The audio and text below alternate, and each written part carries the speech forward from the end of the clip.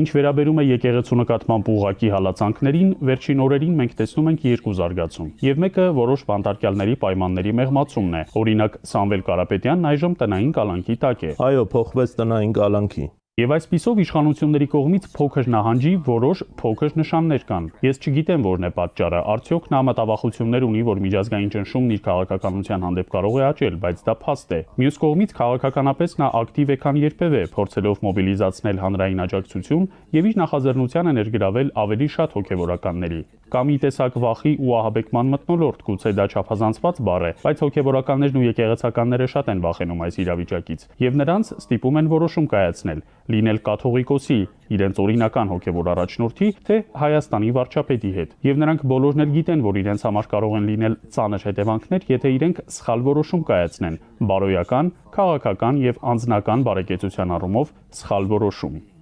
Mr. Eibner, what do you think in your Պարոն Այբներ, ձեր տպավորությամբ ո՞րն է Նիկոլ Փաշինյանի պլանը կամ նպատակը, երբ նա 10 տիրադավ եպիսկոպոսների հետ միասին հայտարարում է հայ առաքելական եկեղեցու այսպես կոչված բարենորոգման մեկնարկի մասին։ The plan is obvious and that is to Այո, պլանն ակնհայտ է, եւ դա եկեղեցին վերահսկողության տակ վերցնելն է։ Նա գտել է մի քանի քահանաների ու եպիսկոպոսների, որոնք կաջակցեն իրեն։ Նա եկեղեցական կանոնական օրենքի տեսանկյունից անօրինական այդ պատարակներն ու ժամերկություններն է կազմակերպում այստեղ-այնտեղ, եւ այս գործընթացը շարունակվում է։ Այսպիսով նա ուզում է վերահսկել ամեն ինչ շատ պարզ է, բայց իհարկե այս ամենը պետք է դիտարկել ավելի լայն համապատկերի մեջ, որն ասում է, որ սա միայն իշխանության համար անձնական պայքար չէ։ Դա կարող է լինել տարրերից մեկը։ Այնպես չէ, որ նա անձնական խնդիր ունի կաթողիկոսի հետ, այլ այս ամենը շատ ավելի մեծ ծրագրի մի մասն է, ստեղծելու այսպես կոչված իրական Հայաստան։ Եվ նա բաց դնում է իր ծրագիրը հանրության առջև։ Եվ այսպիսով նա ցանկանում է ունենալ իրական Հայաստանին համապատասխանող եկեղեցի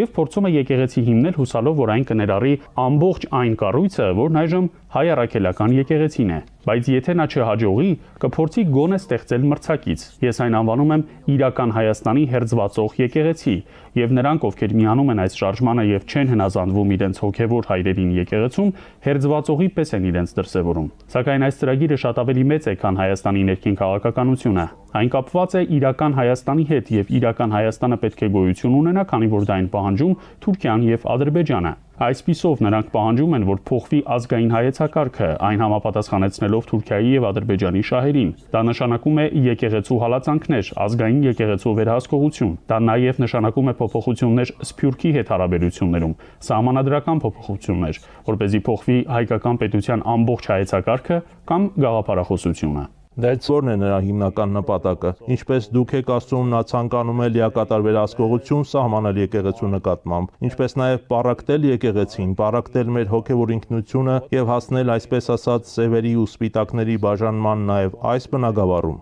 Yes, well,